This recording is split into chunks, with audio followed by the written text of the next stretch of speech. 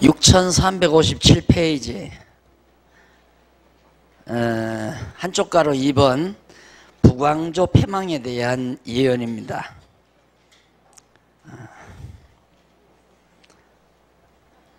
1번은 패망과 회복에 대한 개괄이라고 그랬죠.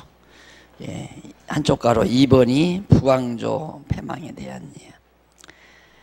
내용 분해를 정리해 보면 4장과 5장은 북왕조가 패망하는 원인, 왜 패망하는가 아주 성경이 그렇게 알기 쉽게 되어 있어요. 아주 체계적으로 논리적으로 왜 패망하는가 원인에 대해서 예언하고, 그 다음 이제 6장과 8장은 과정에 대해서 어떤 과정을 통해서 패망하는가 방법이죠. 패망 방법, 패망 과정. 그리고 9장과 10장은 북왕조가 패망하는 결과, 그러니까 원인, 과정, 결과. 그렇죠?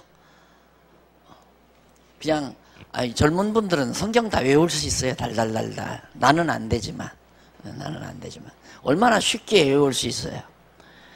자, 호세아 4장부터 10장까지 그 내용은 패망 원인, 패망 과정, 패망 결과에 대한 내용이다. 패망 원인은 뭐 우상 섬기는 거고, 패망 과정은 뭐 다 기근도 임하고 뭐 전쟁도 임하고 뭐 온욕도 임하고 그렇게 해서 다 그렇게 망한다. 결과는 뭔가 이방에 다 흩어지고 사로잡혀 가서 고생한다. 크게 보면 이제 그런 것들이죠. 그럼 패망 원인에 대한 예언을 4장과 5장에서 살펴봅니다. 굵직한 것만 정리하고 넘어가요. 59페이지. 원인, 패망 원인이 뭔가 1절로 19절까지 여호와를 버리고 우상 섬긴 죄로 멸하실 것을. 결국 여호와 하나님 버리고 그 음부처럼 남편 버리고 밖에 나가서 여간 남자들하고 생활했던 그런 것처럼 여호와 하나님 저버리고 우상 섬긴 그런 죄과로 멸하신다. 그 다음 넘어갑니다. 넘어가서 5장 1절로 15절. 돌아오지 않고 아수르 왕을 의지해 멸망할 것을. 하나님께 안 돌아오고 계속,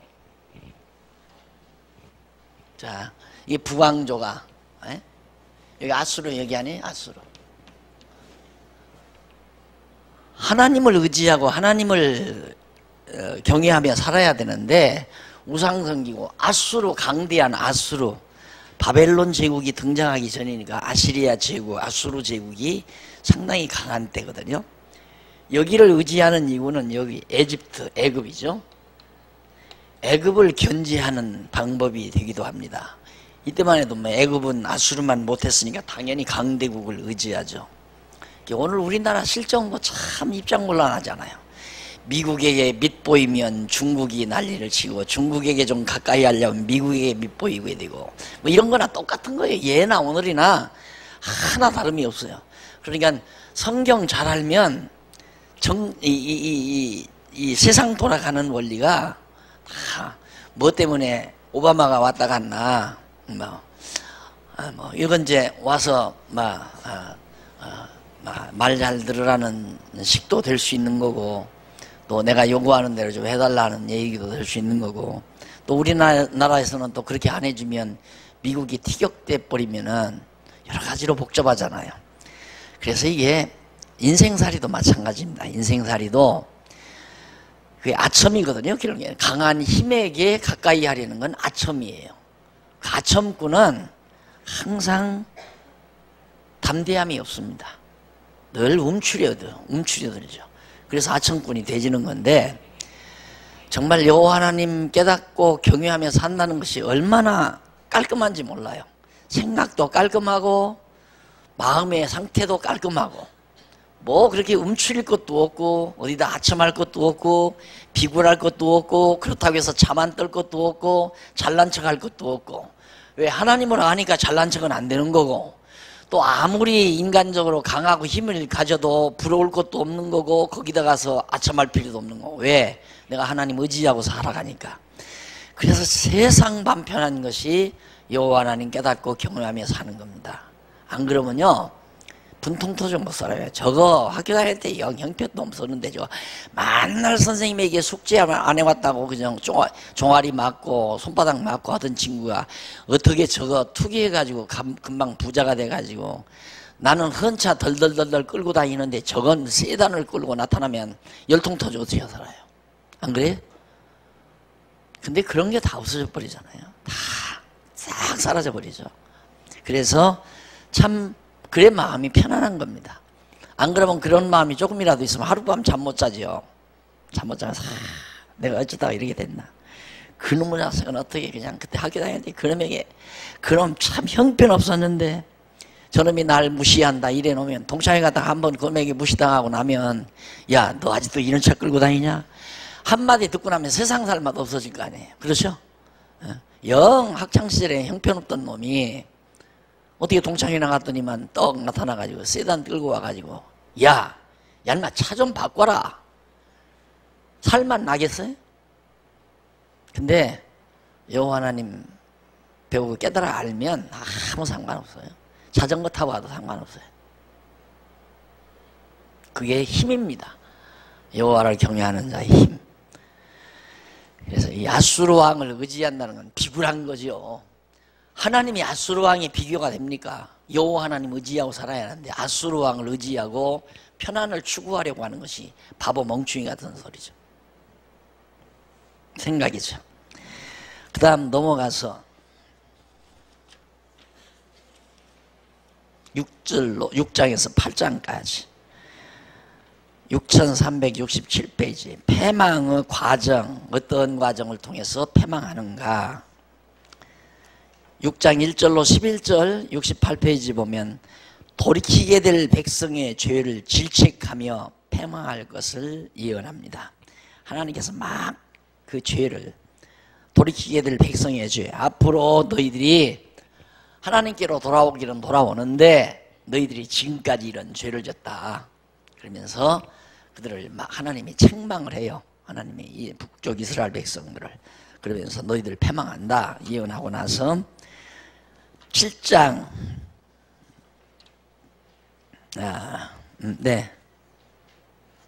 거기 나오죠. 1절로 3절 6장 1절로 3절 그 밑에 보면 호세아 선지자가 백성이 찢으신 이스라엘을 찢어버리신 이스라엘을 싸매실 여호와께로 돌아가 알고자 말할 것을 예언합니다.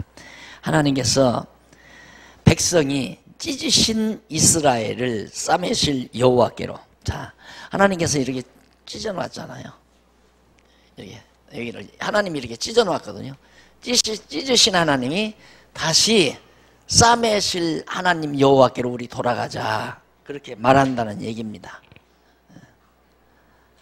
그리고 4절로 11절 백성의 패역을 비롯해 이쪽 69페이지 백성의 패역을 비롯해 사악함과 가증함을 질책하며 패망할 것을 우상 섬긴 죄과를 패망한다는 얘기죠. 그 다음 이제 7장 1절로 16절 70페이지 악과 쾌락에 빠져 이방을 의지해도 패망할 것을, 이게 패망 과정이에요. 악과 쾌락에 빠져. 여러분 악은 하나님이 싫어하는 거죠. 쾌락은 인간이 좋아하는 겁니다. 결국 하나님이 싫어하시는 그런 악한 것이 인간 자기 좋은 대로 사는 거죠. 그러니까 쾌락이라고 하는 것이 참 무섭습니다. 인간이 한번 쾌락에 빠져버리면 헤어나지를 못하잖아요. 그 즐거움에서, 그 쾌락에서. 그래서 결국 쾌락은 패망의 징조죠. 징조. 그리고 인간이 쾌락을 육체적인 쾌락을 즐기기 시작하면 정신세계가 황폐해져요. 황폐해지기 때문에 여호와 하나님 경외한다는 건 그건 거리가 먼 거죠. 그래서 아무리 그렇게 쾌락에 빠져가지고 이방을 의지한다 해도 필요 없다. 아수르를 의지하고 주변 국가들을 의지한다 해도 너희들은 망한다. 그 다음 8장 1절로부터 14절까지 74페이지 언약을 어겨 여호와 하나님과 언약을 어겨 우상을 섬기다가 섬기다, 우상을 섬기다, 열방에 삼킬 것을. 결국 하나님과 언약 어기고 우상 섬기다가 그게 과정이에요. 패망 과정. 그러니까 우상 섬기고 이방 나라 앗수로 섬기고 하는 이방 나라들을 의지하고 그러다가 결국은 이방 나라들에게 열방에게 삼켜서 멸망을 당한다. 자, 그럼 패망 과정까지 우리가 정리를 해 보았습니다. 그런데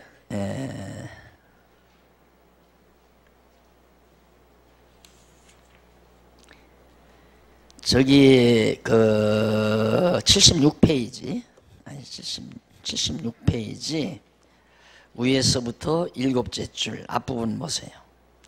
6376페이지 위에서 일곱째 줄 앞부분. 그리고 이스라엘은 이미 삼키웠은즉 이제 열국 가운데 있는 것이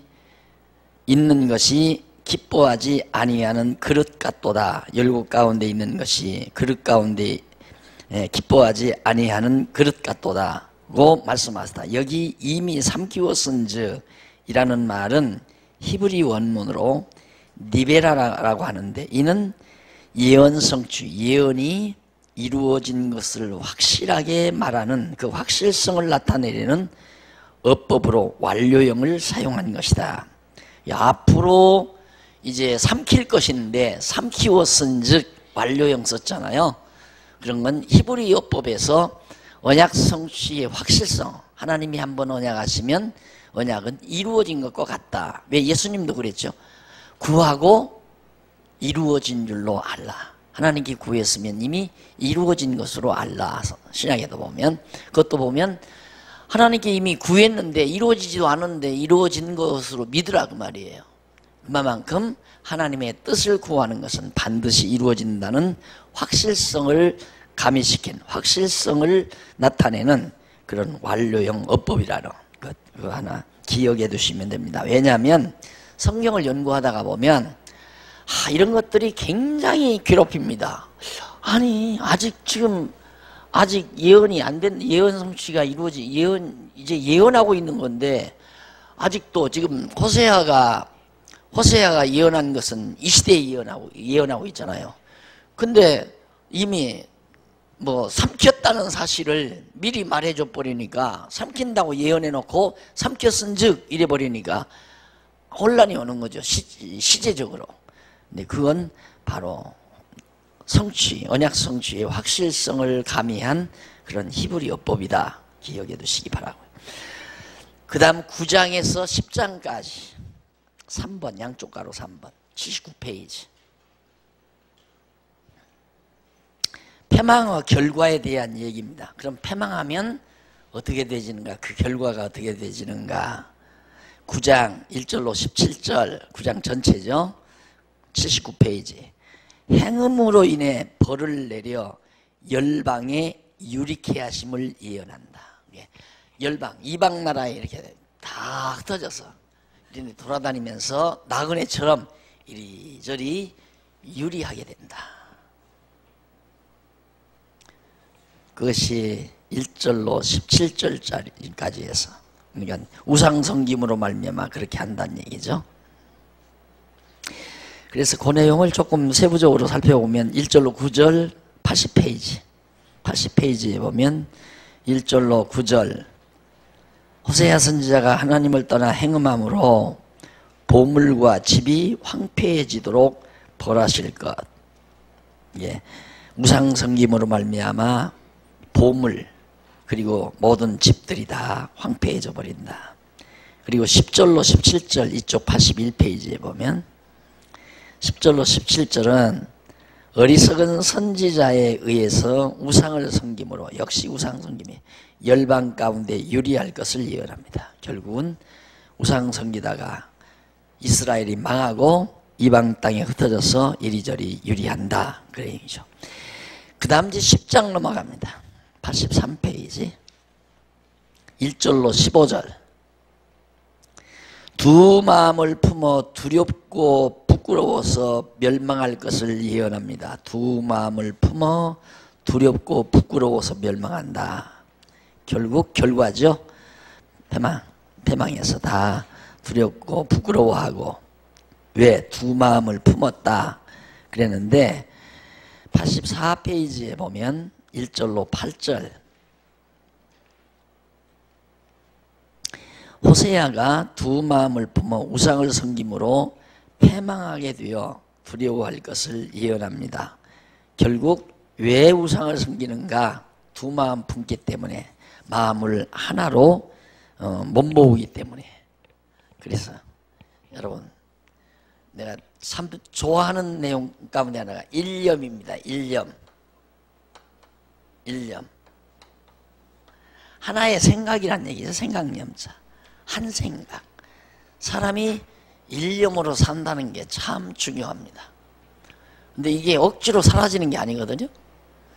그러면 일념으로 살 수 있는 힘이 어디서 오느냐면 최고 내가 생각할 때 이것이 최고의 가치가 있다라고 하는 것이 발견이 되면 뭐 다른 데 마음을 두라고 해도 마음이 안 가지요. 최고로 좋은 것에 마음이 가지. 여러분이 시장을 보러 가도 쇼핑을 하러 가도 물건을 막 보러 다니잖아요. 어느 샵에 가보니까 너무 마음에 드는 게 딱 있어요. 마음에 딱 들었어요. 그런데 좀 돈이 비싸단 말입니다. 그러니까 또 다른 데 가요. 안 들어와요. 절대. 아무리 보아도 그냥 겉으로 슬슬 훑고 다니지. 결국은 비싸도 거기 가서 사잖아요.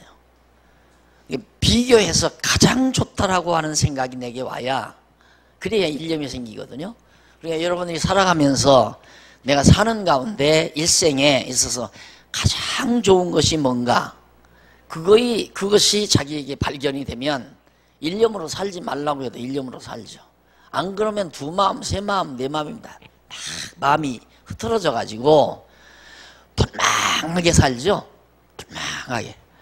그러니까 여러분들이 그걸 생각하시면 돼요. 매일같이의 생활이 어떤 한 목표를 정해놓고 그것을 위한 수단으로 매일 생활이 이렇게 저렇게 바뀌어진다면 그건 좋은 거죠. 수단이니까. 그런데 어떤 분명한 목표도 없이 그냥 매일같이 생활이 흐트러져 있다면 일념이 없는 사람이 공연히 삶이 분망하고 뭔가 마음의 안정도 없고 이렇게 되지는 거죠.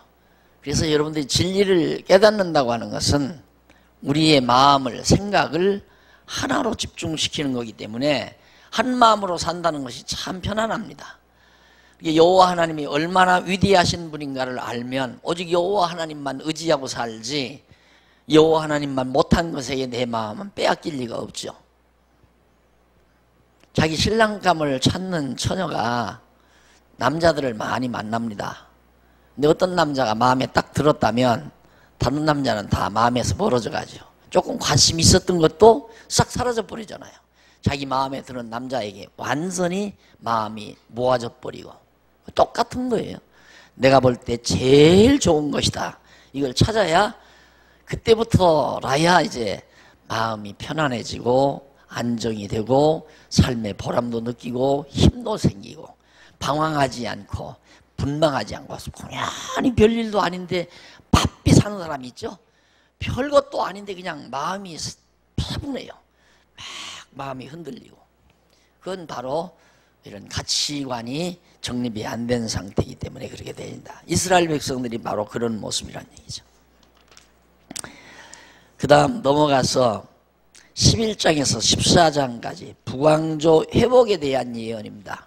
그럼 그렇게 망한 북왕조를 하나님이 어떻게 회복하신다는 것을 호세아 선지자가 예언하는데 첫 번째 그 회복의 이유에 대해서 예언해요. 왜 회복해 주는가? 11장에서 12장까지. 근데 11장은 내용 분해를 보면 11장은 이스라엘을 사랑함으로 버리지 않고 회복한다. 왜 회복해 주는가? 이유가 있어요. 사랑하기 때문에 회복해 준다. 그 다음 12장은 언약의 하나님을 바라보라며 죄로 패망당할 것을 예언합니다. 그러니까 사랑함으로 버리지 않고 회복해 주는데 왜? 하나님이 그렇게 회복해 준다고 언약하신 하나님 바라봐라. 너희들이 이 하나님 바라보지 않고 죄로 결국은 패망을 당하게 된다라고 예언을 하죠. 그렇게 죄로 패망을 당하지만 사랑하기 때문에 다시 회복해 준다. 자, 1절 한번 보십시다. 본문 1절 밑에 11장 1절. 이스라엘의 어렸을 때 내가 사랑하여 내 아들을 애굽에서 불러내었거늘. 이스라엘 백성들이 애굽에서 종살이 할 때 모세를 데려다가 여기서 불러냈잖아요. 어디로? 가나안 땅으로. 그때를 어렸을 때라고 그래요. 하나님의 사랑하는 백성을 그때 사랑했다. 그런데 선지자들이 저희를 부를수록, 선지자들이 계속 하나님께로 돌아오라고 부를수록 저희가 점점 멀리하고 바알들에게 제사하여 아로새긴 우상 앞에서 분향하였느니라. 자, 하나님은 엄청 이스라엘 백성을 사랑했는데 선지자들을 보내가지고 그렇게 내게로 오라고 불러들여도 너희는 바알 신에게 가서 제사를 드렸다. 이것이 바로 우리 인간의 모습이에요. 결국 그러니까 우리가 하나님의 말씀을 상고하고 하나님의 기쁘신 뜻을 배우지 아니하면 우리도 마찬가지죠. 하나님은 안 보이고 눈으로 보이는 것이 더 의지의 대상 같기도 하고, 그러니까 눈으로 보이는 쪽으로 우리 마음이 기울어질 수밖에 없죠. 그러나 내가 에브라임에게 걸음을 가르치고 내 팔로 인을 안을지라도 내가 저희를 고치는 줄을 저희가 알지 못하였도다. 어리니까 하나님께서 걸음마도 가르치고 이렇게 살아가거라 하고 다 가르쳐주고, 그리고 하나님께서 팔로 이렇게 다 안아줘도 그래도 그걸 너희들이 몰랐다 그 말이에요. 하나님이 아무리 사랑해도 사랑하는 줄을 모른다 그 말입니다. 내가 사람의 줄 곧 사랑의 줄로, 사람의 줄 곧 사랑의 줄로 저희를 이끌었고 저희에게 대하여 그 목에서 멍에를 벗기는 자같이 되었으며 저희 앞에서 먹을 것을 두었노라. 저희가 애굽 땅으로 다시 가지 못하겠거늘 내게 돌아오기를 싫어하니 아수르 사람이 그 임금이 될 것이라.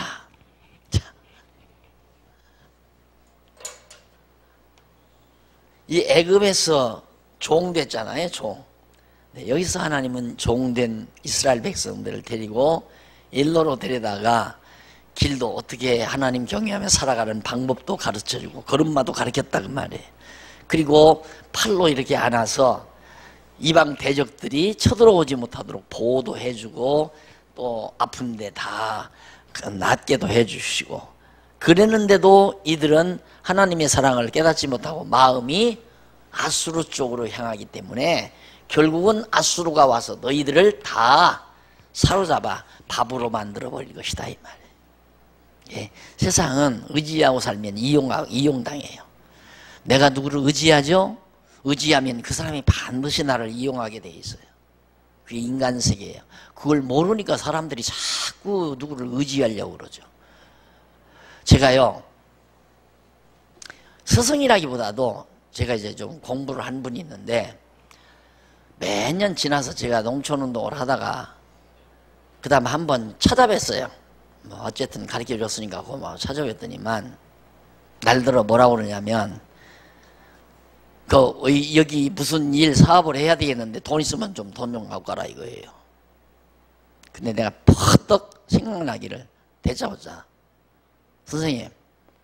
선생님이 일해 가면서 돈 남는 거 봤습니까? 내가 그랬어요. 항상 모자라지. 저도 마찬가지죠.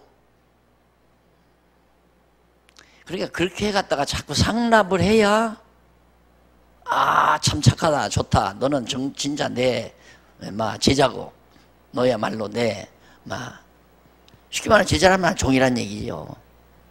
그리고 또 뿐만 반대로 그래요. 내 사람을 만들어 보려면 자꾸 먹을 걸 이렇게 줘야 돼요. 왜 짐승 길들일 때 먹을 걸 줘가면서 기르잖아요. 그러니까 그 돌고래 막 물결 치고 막 할 때 막 하라고 해놓고 밥을 줘요. 이렇게 하니까 주인이 맛있는 거 주는 거구나. 그렇게 해서 길들여지는 거예요. 함부로 도와주고 함부로 남 의지하고, 그건 우리 신앙인의 자세가 아니에요. 정말 신앙인은 오직이라니까. 오직 이분만, 여호와 하나님만. 그리고 남 이용하려고 할 것도 없고 남 의지하려고 할 것도 없고. 또 그렇게 사니까 사랑 없다고 또 그러더라고요. 사랑이 없대요. 예, 사랑이 없어서 근데 그게 사랑이 아니거든요. 그건, 그래서 내가 그런 얘기를 하죠. 후배로 하여금 자기를 붙잡게 만드는 방법은 조금씩 도와주는 거거든요. 어려울 때 조금씩 이렇게 도와주면, 뭐 선배님 뭐 잘 따릅니다. 근데 그게 평생 따르는 게 아니에요. 자기가 힘 좀 생기면 그 다음 떠받아요. 그럼 반드시 그렇게 돼 있어요. 자기가 조금만 힘만 생기면, 야, 치사하게 이제 내 도움만 받는다.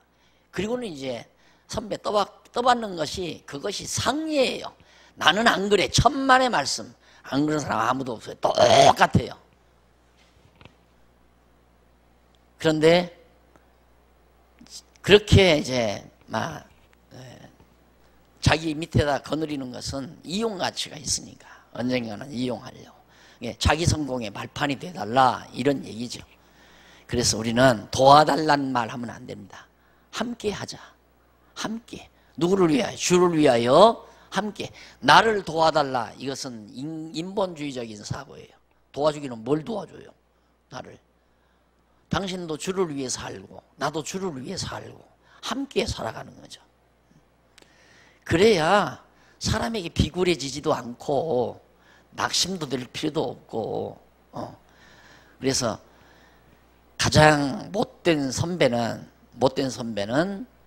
자기를 의지하게 만드는 선배가 아주 못된 선배예요. 나를 의지하게 만드는 선배가. 예, 나로 하여금 자꾸 선배가 어떻게 나를 잘 길러와 주겠구나, 그러고 하면 그 사람은 계속해서 그 사람을 의지하고 삽니다. 그럼 이제 우리 믿는 사람도 그러다 보면 이제 하나님보다 그 사람을 더 의지하는 거예요, 나중에는. 그러니까 이제 완전히 인간적으로 참 처량한 사람이 돼버리죠. 아청꾼이 돼버리고. 예, 우리 성도들도 정말 그렇게 같이 살았으면 하는 것이 제 바람이죠.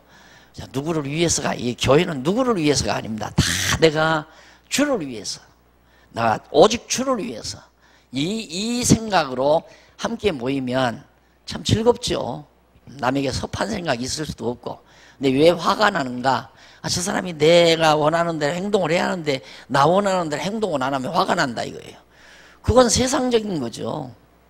그 사람은 그 사람 나름대로 주를 위해서 산다고 하고 나는 나대로 주를 위해서 산다면, 저 사람은 저런 생각하는가 보다, 이러고 말해야지. 화날 필요까지는 없잖아요. 내가 그 사람 덕 보려고 하다가 못 보면 화가 나는 거지만. 이스라엘 백성들이 바로 그렇게 살아간 과정인데, 사랑함으로 버리지 않고 회복해 준다는 내용 12장까지 나왔고요. 거기 아까 말씀드린 대로, 아니? 맞죠? 11장. 먹을 것을 두었었노라. 5절. 저희가 애굽 땅으로 다시 가지 못하겠거늘. 내가 그 얘기하다가 적는 거예요. 여기 홍해바다가 이렇게 있잖아요. 하필이면 하나님께서, 여기는 지금은 운하가 있다고 그러죠. 여기 운하가 있고, 근데 하필이면 이 강을 건너게 만들었어요. 그래서 여기다 갖다 데려다 놨어요. 그러니 이 강이 이렇게 있는데 어디로 가겠어요? 애굽으로 못 돌아가죠. 결국은 일로 해서 여기다 데려다 놨단 말입니다. 그러니까 애굽 못 가도록 하나님이 해놓은 거예요. 애굽을 가지 못하도록. 그럼 애굽을 가지 못하게 하는 이유는 하나님 여호와 의지하고 살라는 건데, 하나님 여호와는 의지 안 하고 이쪽으로 갔다, 그 말이에요. 저희들이 배우는 것으로 끝나면 안 돼요. 여러분의 인생을 지금 정리를 하셔야 됩니다. 그냥 달달달달 호세아서가 뭐다 달달달 외우면 뭐야, 아무 필요 없는 거예요. 지금 강의 들으면서 내가 이렇게 살았던 것이 어리석었구나. 지금 강의 들으면서 그냥 자기 정리하면 돼요. 그게 공부를 제대로 하는 사람이에요. 필기 안 시키잖아요. 내가 필기 다 해서 드렸는데 필기 뭐하러 해요. 강의만 듣고 야, 내가 지난날 그렇게 살았구나. 아직도 나는 큰형님 댁 의지하고 사는구나. 아직도 나는 자식 의지하고 사는구나. 아직도 나는 아버지 의지하고 사는구나. 이런 생각하면서 아, 이것이 어리석은 일이다.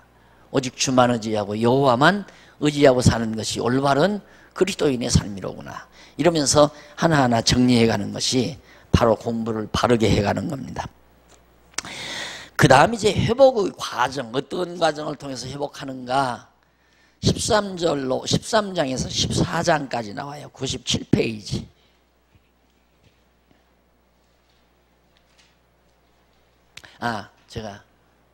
그래서 절대 후배나 누구에게도 공돈 안 줍니다. 공돈이란 그 선배가 왜 후배들에게 이렇게 좀 용돈 주는 거 있잖아요. 그 너는 계속 날 따르라 그 말이거든. 내가 너 용돈 좀 집어줄 테니까 이렇게. 그게 요즘 목회학에서도 나와요. 이렇게 우리 교회처럼 이렇게 크면 어느 정도 이 정도 되면 한 달에 20만 원씩 30만 원씩 그냥 여러 교회들 이렇게 도와주는 겁니다. 그러면 그렇게 해서 이제 노예가 되는 거죠. 그 큰 교회 중심으로. 근데 그 교회 조금 부흥되면 천만의 말씀.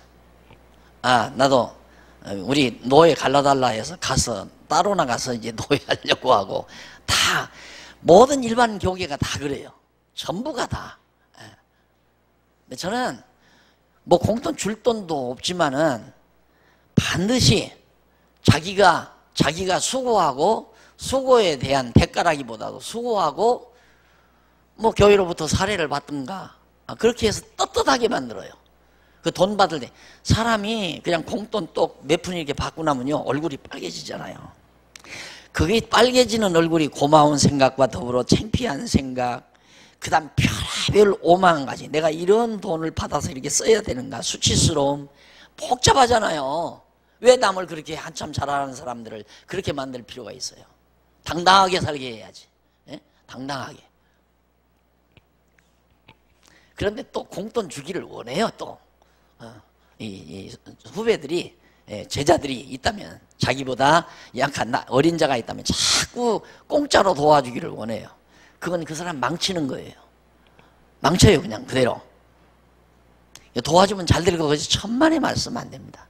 도와주는데도 안 되고, 안 도와줘도 될 건 되고, 다 하나님이 하시는 거죠. 그래서 인간이 어떤 사람을 목표로 도와주면 하나님을 의지하는 마음을 삭감시키는 거죠. 그 사람이 전적으로 하나님만 의지하고 사는데 내가 어느 정도 도와주면 하나님을 의지하는 마음이 인간을 의지하는 마음 쪽으로 돌아선다 그 말이에요. 그러니까 사람이 사람답지 못해지는 거죠. 이제 자꾸 남 의지하려고 그러고 남 도움 받으려고 그러고 어려움 오면 당장 어디 가서 손 벌리고 싶은 마음이 있고. 그래 내가 그러잖아요. 어려우면 그냥 앉아 죽어라. 차라리 어디 돈 꾸러 갈 바에는 죽어라 그 자리에서. 하나님이 안 죽이니까. 그런 각오를, 내가 죽으란 말은 하나님만 의지하라 그 말이에요. 굶어 죽으라고 말해요. 먹을 거 없으면 굶어 죽어. 그냥 굶어 죽을 각오를 하고 주저앉아 있으면 하나님이 살리겠으면 살리고 죽이겠으면 죽이고 하나님이 그렇게 하시는 건데, 그 뭐 조금만 어려워지면 쫙 가서 이리저리 전화해가지고 돈 꿔달라 나 의지하고 이렇게 되면 사람 완전히 이것도 안 되고 저것도 안 되는 거죠. 회복 과정입니다. 13장 1절로 16절로 보면 우상숭배로 짐승과 칼로 멸하여 구속하실 것을. 완전히 우상숭배한 이스라엘 백성들을 짐승, 들짐승들이 와서 잡아먹기도 하고 칼이 와서 전쟁이 일어나서 죽기도 하고, 그래서 결국 하나님이 구속해 주신다. 그 다음 넘어가서 14장 1절로 9절. 돌이켜 서원하면서 번성하여 열매 맺게 하실 것을 예언해 줍니다. 돌이켜 서원하여 열매 맺게 한다. 참 재미나죠? 하나님께서 일러로 이제 다 하나님 줘버리고 이렇게 이제 아수르를 의지하던 이들을 여기 하나님만 의지하도록, 하나님만 의지하도록 백성들을 돌이키게 해서 서원, 하나님 앞에 서약하는 소원이 있어요. 하나님이 그런 마음을 주죠. 소원을 주어요. 내 마음속에 소원을. 그 소원을 하나님 앞에 하게 해서 회복해 준다. 하나님의 뜻대로 원하는 마음대로 다 이루어준다 그 말이에요. 하나님께 돌이키게 해서. 그게 하나님이 하시는 일이에요. 그러니까 하나님 쪽으로 내가 마음이 향하지 않는다는 것은 아직 나를 회복시킬 마음이 없다는 얘기죠. 내가 하나님께 마음이 돌아갔다는 얘기는 그 다음 돌이키고 나면 하나님의 뜻을 따라 원하는 바 소원이 생겨요. 하나님이 너희 속에 소원을 두고 이루신다고 그러잖아요. 신약성경에 보면 소원을 두고 하나님이 뜻하신 대로 원하는 마음을 하나님이 주어가지고 그 원하는 기도대로 하나님이 이루어줘가지고 회복시켜 주신다. 그래서 늘 지금 한번 여러분 마음에 얼른 지금 내가 바라는 소원은 뭔가, 소원은 뭔가, 내 마음속에 무슨 소원이 있나. 빨리 좀 돈 좀 많이 벌었으면 쓰겠다. 그 소원 있어요? 그럼 아직 멀었어요. 그 소원 있다고 해서 돈 벌리는 거 아니에요. 그 소원이 정말 하나님 중심인가 그 생각을 하셔야 돼요. 내가 지금 소원하는 바가 정말 하나님 중심인가, 하나님의 뜻대로 소원이 있는가. 그 소원이 있으면 행복한 사람입니다. 진짜로. 그건 자기 욕심이 없거든요. 자기 욕심이 있어가지고 바라는 게 없어요. 일단 자기 욕심이 들어오면 불행한 거고, 자기 욕심 다 사라지고 하나님의 뜻이 이루어지기를 바라는 마음을 점유하고 있으면 행복한 사람이에요. 왜? 그건 반드시 이루어지니까. 이루어지고 또 하나님이 회복해 주시는 거 아닙니까? 하나님이 그런 소원을 우리에게 주시는 거거든요. 그래서 열매도 맺게 하신다. 그 다음 이제 요엘서 넘어갑니다. 쭉 넘어가서 6405페이지 가로 없는 2번 남북 왕조 패망과 회복 예언. 요엘 아모스 남북 왕조 패망과 회복. 남쪽도 북쪽도 다 패망한다. 그리고 패망하지만 남쪽도 북쪽도 다 다시 회복해 주신다. 남북 왕조가 다 패망하지만 하나님이 회복해 주실 것을 예언하는 내용이 요엘, 아모스 두 서입니다. 우선 요엘은 그 내용 분석해 보시면 6페이지 나오죠. 6406페이지 끝에 보면 그 내용 가운데 요엘은 남왕조의 패망과 회복에 대해 예언합니다. 요엘 선지자는. 근데 아모스는 북왕조의 패망과 회복에 대해서 예언해요. 그래서 요엘은 남왕조, 아모스는 뭐야? 죄송합니다.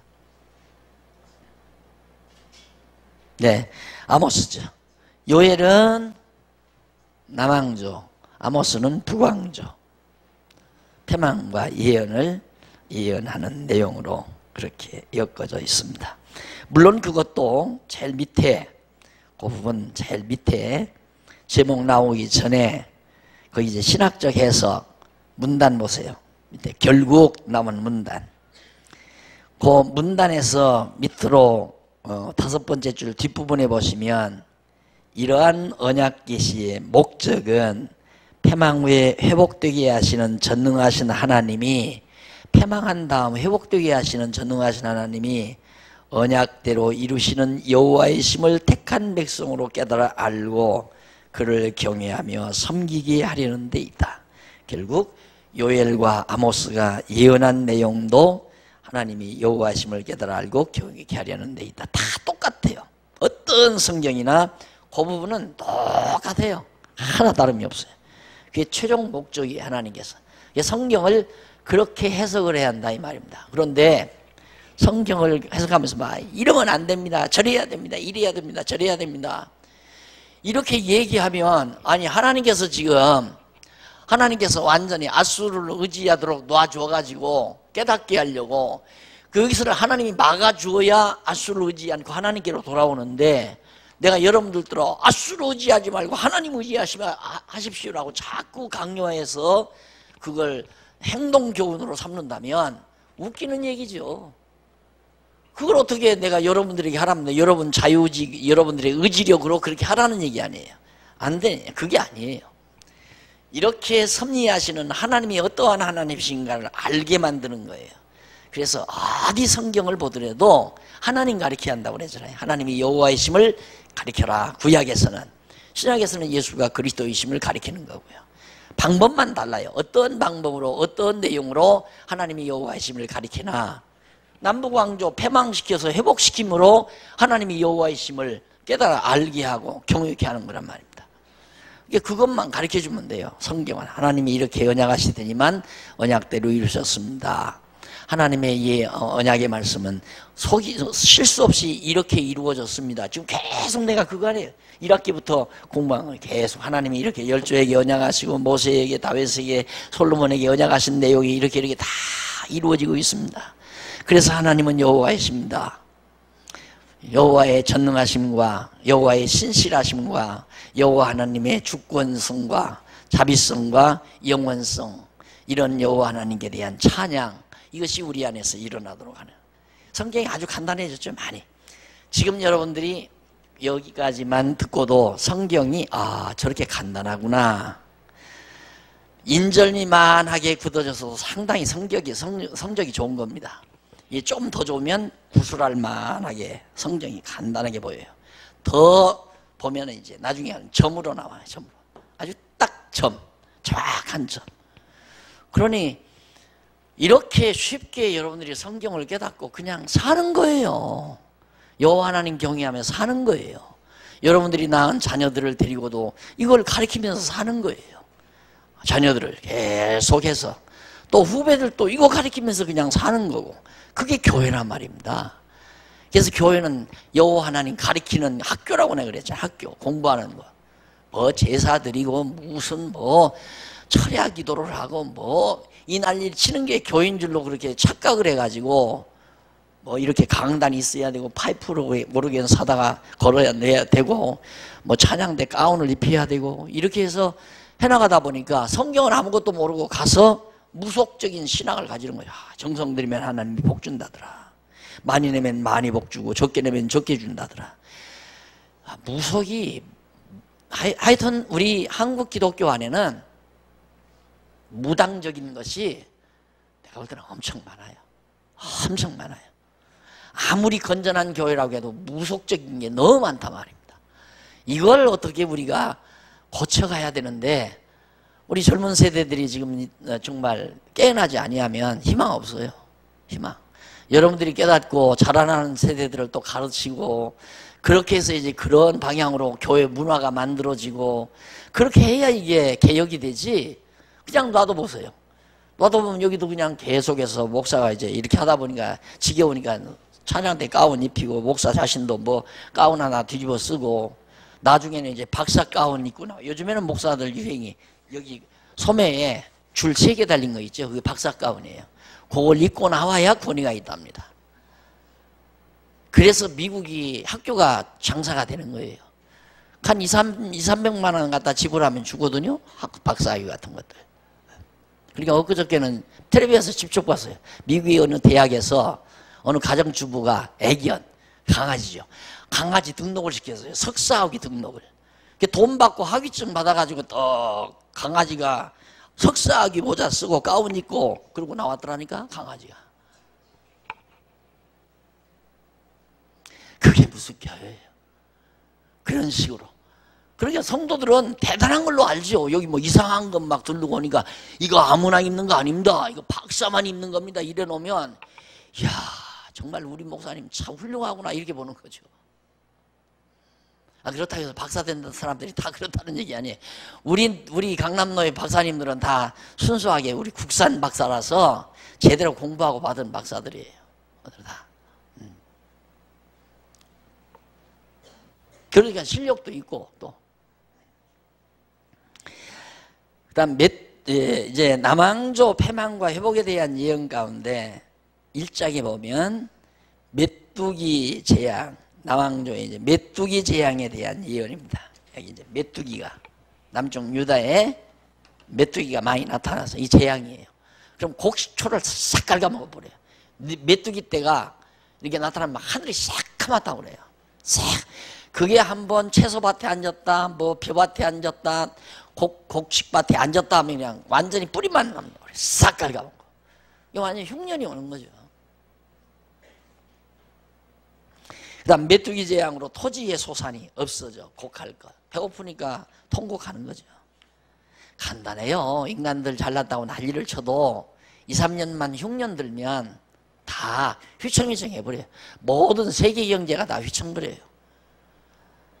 네, 너무 하나님 앞에 자고하게 살면 안 되죠. 13절로 20절에 보면 재앙을 인해서 명한 대로 여호와께 부르짖을 것. 이제 이렇게 막 재앙이 와서 배가 고프고 막 질병이 오고 그러면야 그때야 중내산해 하고 하나님 앞에 저들이 부르짖게 될 것이다. 그 다음 2장에 넘어가면요, 13페이지 2장에 넘어가면 회개와 구원에 대한 예언입니다. 하나님께서 백성들이 그때야 자기들의 잘못을 뉘우치고 회개하죠. 하나님이 돌이키게 하니까 회개하는 거예요. 돌아보니 우리가 정말 어리석은 짓을 했다. 어떻게 우리를 애굽 땅에서 어린 시절 데리고 나오셔서 걸음마도 가르쳐 주시고 다 품에 안아서 이렇게 길러 주셨는데 우리는 어떻게 하나님 아버지 하나님을 경외하지 아니하고 앗수를 의지하며 앗수로 신에게 절하고 앗수로 우상을 섬기고 살았는가.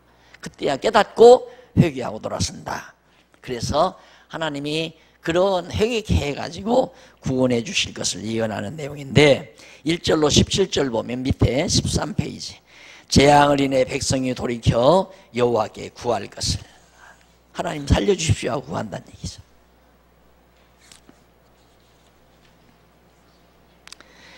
그 다음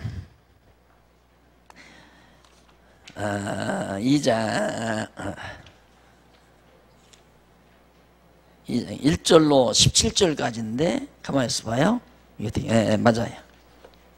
넘어가서 3장 18절로 22절 17페이지 보시면 2장 18절로 32절 돌이킬 때 회복시켜 심판날에 구원하실 것을 예언합니다. 여기도 돌이키면 회복시켜 심판날에 구원하는 게 아니라 돌이킬 때에, 그건 하나님이 돌이키게 해서 돌이키게 될 때에 그 말이에요. 근데 이런 것들이 이제 성경에는 너희가 돌이키면 하나님께서 회복시켜 주신다 이렇게 번역해도 우리가 듣기에는 아주 자연스럽잖아요. 우리가 하나님께 돌이키면 하나님이 우리를 구원해 준다. 그게 부직이에요, 성경에. 그게 아니에요. 그래서 내가 제일 싫어하는 거예요. 성경을 읽고 깨달아가면서 싫어하는 글자가 면자가 싫다. 여기다 라자를 붙이면 좋은데 그냥 면자는 싫어요. 라면은 좋아하는데 그냥 면자는 싫다. 이렇게 하면 내가 너희에게 이렇게 해주겠다. 아니니까 그렇게 해서 모든 사람들이 다 쏘가요. 성도들이 예수 믿고 살기가 힘든 이유가 저 면자 때문에 그래요. 면자 때문에 이렇게 하면 하나님 복 준다. 많이 바치면 많이 주고 적게 바치면 적게 주고 기도하면 복 주고 기도하면 응답해 주고 맞잖아요. 기도하면 응답해 준다. 기도하면 응답해 주는 게 아니라 하나님께서 기도하게 해서 기도할 때에 하나님이 응답해 준다. 이렇게 해야 오해가 없는 거죠. 기도도 내 마음대로 하는 게 아니구나. 하나님이 기도하게 해서 기도하는 거다. 자, 넘어갑니다. 13장 3장 보수와 회복에 대한 예언입니다. 양쪽 가로 3번 보수와 회복. 두 말을 보죠. 앞에서 늘 배운 거 아니에요?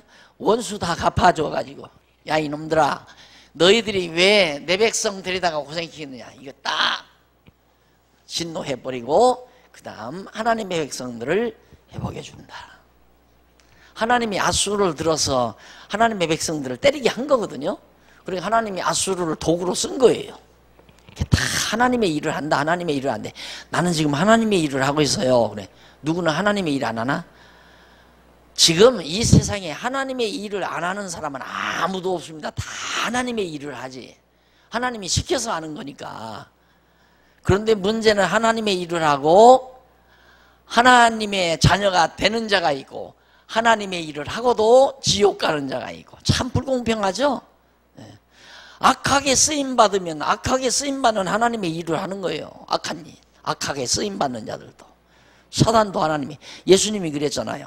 12 제자 데리고서 이제 마지막 만찬을 하시면서 너희 중에 날 팔자가 있다 그러니까 내니까 제자들이 물으니까 하는 얘기가 지금 이 그릇에 손을 넣는 자니라 가르쳐 주더란 말입니다. 그러면서 너는 빨리 먹고 빨리 가서 너 할 일 해라 그 말이에요. 빨리 가서 해라. 하라고 하지 말고 그때 그냥 제자들에게 야 이거 그냥 가만 놔서는 안 된다. 이놈이 날 팔아먹어가지고 나 십자가 질 거니까 이거 없애버려라. 그게 아니에요. 너 가서 빨리 날 은30에 팔아라. 그래야 내가 하나님의 뜻대로 십자가 지고 살 거니까. 그러니까 가룟 유다는 하나님의 일을 하고 지옥 간 사람이에요. 하나님께서 시킨 일을 하고 지옥 갔다 그 말이에요. 우리는 하나님의 선한 도구로 쓰임받고 여호와 하나님께 따라 경외하다가 하나님 백성 되는 거고요. 행제한 거죠. 우리는 진짜 행제한 거죠. 3장 14절로 21절 심판 때 보호받은 백성과 함께 심판 때 보호받은 백성과 함께 해 회복시킬 것을 하나님이 막 이제 전부 막 이방 나라 이들 다 멸할 때 하나님이 여기를 보호를 해요. 하나님의 백성들은 보호해서 하나님이 회복시킨다. 그것이 14절로 21절까지. 자, 그 다음 이제 아모스입니다. 한쪽 가로 2번. 북왕조 패망과 회복 예언입니다. 북쪽 왕조. 이거 패망한 다음에 회복시킨다. 지금까지는 남쪽 유다 패망하고 회복시킨다는 얘기하죠. 이방과 선민에 대한 예언 1장에서 2장까지인데 우선 보십시다. 아모스 보면 아모스가 9장까지거든요. 그 내용분에 보십시다. 내용 가운데 1장과 2장은 이방과 선민에 대해 예언하는 내용이고 3장과 6장은 선민의 패망에 대해 예언하는 내용이고 7장과 9장은 패망과 회복에 대해 예언하는 내용입니다. 이방과 선민에 대해서 앞에서 서론적으로 1장과 2장에서 예언한 다음 그 다음 이제 중반에서는 3장과 6장에서는 선민이 패망한다. 하나님의 택한 백성들 이스라엘 백성 패망한다 이 말이에요. 그리고는 이제 끝부분은 7장에서 9장까지는 패망한 다음 하나님께서 회복해 주실 것을 예언하는 내용으로 그렇게 진행이 되죠. 그러니 보세요. 하나님이 여호와이심을 깨달아 알게 하기 위해서 모세 때에 벌써 너희들이 가나안 땅 들어가면 이때 이제 가나안 땅 여기 여호수아 때 여호수아 모세 이후니까 바로 여호수아 때 여호수아 이스라엘 백성들 데리고 가나안 땅 들어가잖아요. 그리고 사사시대 지나고 다윗이 왕이 되죠. 그러니까 모세 때 하나님께서 모세를 통해서 너희들이 가나안 땅 들어가면 나를 저버리고 우상을 섬긴다. 나를 배반하고 우상을 섬긴다. 예언 다 해놨어요. 이때 다 언약을 했어요. 모세를 통해서. 그런데 그대로 정말 이 지역에 완전히 우상 섬기고 살잖아요. 그냥 저 언약대로 이루어진 거라. 이루어져서 망한다. 다 흩어버릴 거다. 모세를 통해서 다 이때 다 언약된 대로 우상 섬기고 그 다음 흩어지고 그 다음 돌아오고 이게 다 모세 때 언약된 거예요. 언약된 대로 그대로 이루어지잖아요. 그러니까 이 모든 역사가 무엇을 목표로 하는가 이렇게 언약대로 이루시는 분이 누구냐면 창세전에 작정하신 뜻대로 섭리하시는 여호와시다. 언약대로 이루시는 여호와시다. 그 여호와 한 분 깨달아 알게 하기 위해서 이 역사를 섭리해 가는 거란 말입니다. 그런데 우리는 이 역사 속에서 자 이것이 크다 저것이 크다 네 건물이 크다, 내 건물이 크다, 네 재산이 많다, 내 재산이 많다, 네가 잘났다, 내가 못났다, 너는 성공했다, 나는 패배했다. 이런 자잘구리한 일에 마음이 다 빼앗겨 가지고 혼란스럽게 세상을 사는 거예요. 아주 간단한 건데, 이런 모든 역사는 뭐 솔로몬이 황금으로 뭐 왕궁을 지었건 말건 무슨 상관이에요. 황금으로 그렇게 솔로몬이 성전을 지었어도 이때 가서 산산이 다 망가져 버리고 불타버리고 없어져 버리잖아요. 그게 중요한 게 아니라 그 말이에요. 이런 하나님의 역사 섭리를 통해서 야, 정말 하나님은 언약하시고 언약대로 이루시는 분이셨구나.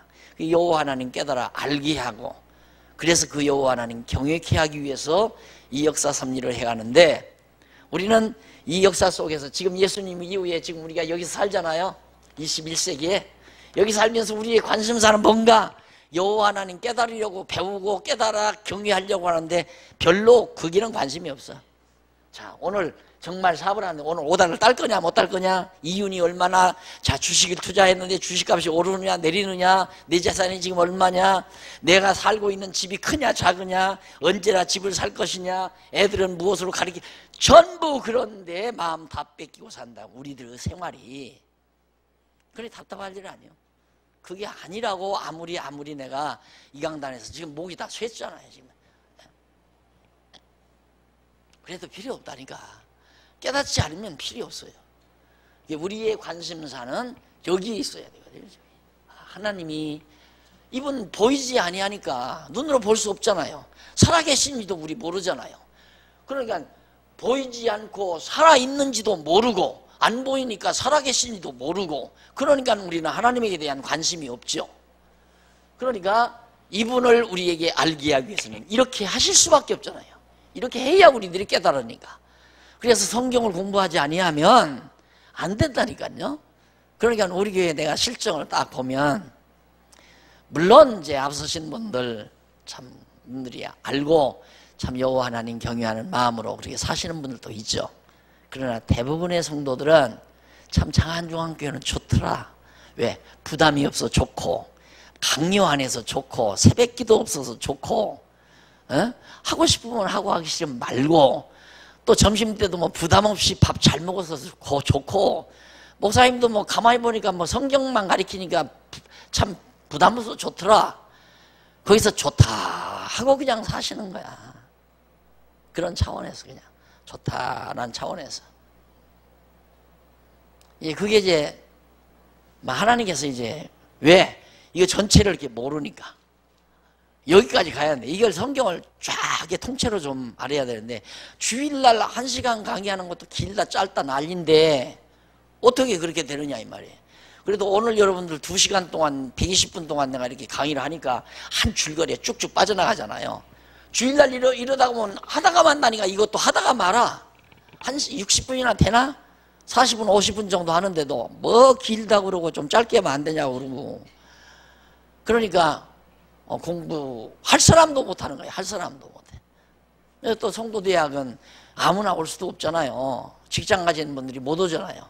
그러면 열심으로 집에서 인터넷이라도 들어가 가지고 열심으로들 공부해 주시면 얼마나 좋아요. 꼭 내 얼굴 보고 직강만 듣겠다고 또 난리를 치니까, 그러니 나는 나대로 피곤할 대로 피곤하고 막말로. 이거 지금 몇 번을 가겠는지 모르지만 지금 한 30년이 넘게 이걸, 그런데도 아는 사람은 알고 모르는 사람은 모르고 또 엉뚱한 얘기 자꾸 하고 나중에 알고 보면 우리 여기서 만나야 돼요. 여기서 진짜 여기서 만나야 돼요.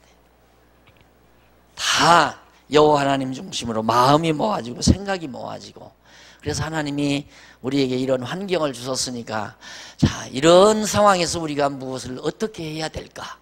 지난 주일에 가만히 잠깐 보니까 우리 장로님들이 이렇게 뭐 정관을 다시 만들었는데 유치원 개설에 대해서 말씀이 나왔더라고요. 유치원 개설하는데 재정이 없잖아요. 없으니까 누구든지 유치원을 계획을 해서 여기에서 유치원을 한다면 당회가 허락한다. 운영 계획 다 세우고 자체 경비로 해야 하는 거죠. 그러니까 그게 자체 경비로 한다는 게 그리 쉽지 않잖아요. 학생이 예를 들어서 20명이 된다 하더라도 선생님 벌써 2~3명 두려면 돈도 많이 들어가야 되고 해야 하는 일은 분명히 알죠. 어려서부터 조물주를 기억하고 살도록 교회가 가르쳐야 되는 줄은 알지만 자기 생애 다 생활 다 재박사하고 나와서 여기 와서 아이들하고 가르치려면 자기도 먹고 살아야 되잖아요. 그걸 우리가 감당해내야 한다는 얘기죠.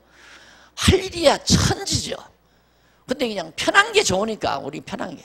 왜 우리 애들이야 먹탕물에서 살든가 말든가 막 좋아가지고 막 그냥 끌어안고 뽀뽀하고 난리를 쳐도 그것들이 앞으로 몇 살 되면 그냥 솔직히 내가 겁난 게 뭐냐면 우리 아이가 지금 학교 선생 아니에요. 고등학교 하다가 지금 중학교로 옮겨가지고 조금 편해서 좋아하는데 자기는 시집가서 애기 다음에 절대 학교 안 보낸대요. 선생인데 그러면 알만하잖아요. 걔가 머리가 돌아서 그러는 게 아니잖아요. 그런 거 우리 다 보이는데 내가 왜 또 이쪽으로 와? 자, 그 정도 해두십시다. 어쨌든 우리가 편해서 좋다 이건 아니야. 그건 아니다 이 말이에요. 우리에게 소원이 있어야죠. 이분의 뜻에 대한 간절한 소원이. 나는 지난 주일날 8명 유아 세례 주고 자 유아 세례 주는 목사 네가 손 물찍어서 세례 주면 뭐 할 거냐. 네가 할 일이 앞으로 계속해서 이 어린 것들 주의 말씀으로 가르쳐야지. 내가 보니까 그 정관에 보니까 태아부가 없어. 태아부가. 엄마들이 아기를 벌써 태중에 가지고 있을 때부터 벌써 교육이 돼야 되거든요. 그러면 뭐 산부인과 전문 의사라든가 우리 교회 있으면 좋고 있어도 필요 없어요. 성경 모르면. 정말 성경 잘 깨달은 분이 아기를 가진 엄마들을 따로 모아놓고 특강도 하고 교육도 하고 이렇게 해 나가야 하는 줄 알면서도 혼자서 내가 그걸 어떻게 다 하느냐. 도저히 혼자서 불가능한 거죠. 그래서 이런 일 저런 일 내 마음에 소원을 줘서 해보려고 하는데 때가 되면 됐으면 이루어질 거고 때가 안 되면 뭐 또 기다려야 되는 거고 그런 거죠. 기도하십시다. 자비하신 아버지 하나님, 오늘 이처럼 저희들 불러 모으시고 하나님의 말씀 안에서 즐거운 시간, 행복한 시간을 갖게 해주셨습니다. 모든 역사 섭리가 여호와 하나님 깨달아 알고 경외케 하시려는 하나님의 깊으신 뜻이 담겨 있음을 다시 한번 재확인했습니다.